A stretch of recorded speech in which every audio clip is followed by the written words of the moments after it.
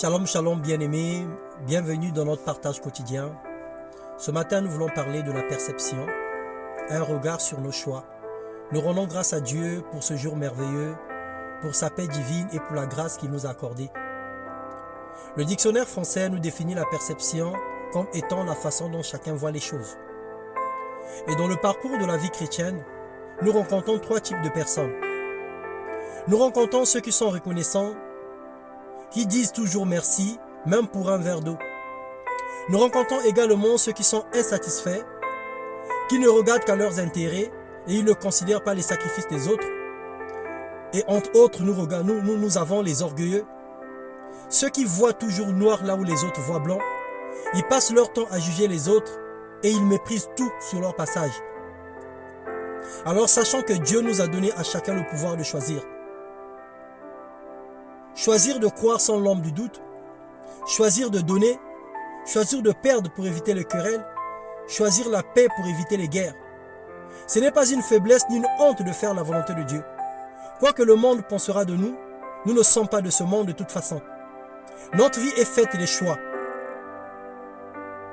Bien voir nous emmène à bien choisir. N'oublions pas que nos choix déterminent notre avenir.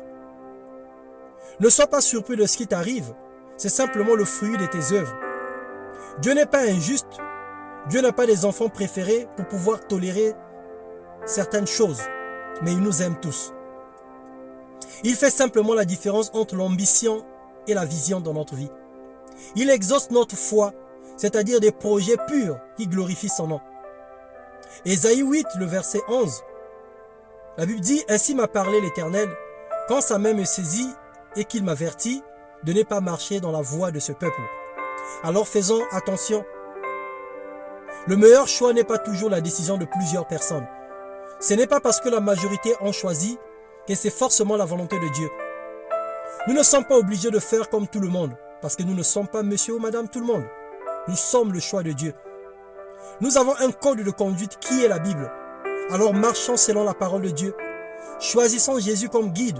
Soyons optimistes et rendons grâce à Dieu en toutes choses. Alors que le Seigneur vous bénisse ce matin. Ne marche pas selon le conseil de méchants. Ne marche pas selon la voie de plusieurs. Mais marche selon la voie de la raison. La voie de la vérité. La voie de la parole de Dieu. Marche selon le chemin que le Seigneur a tracé devant toi. Obéis à sa parole et fais-lui confiance. Ainsi, tu auras une bonne perception. Tu verras comme Dieu voit.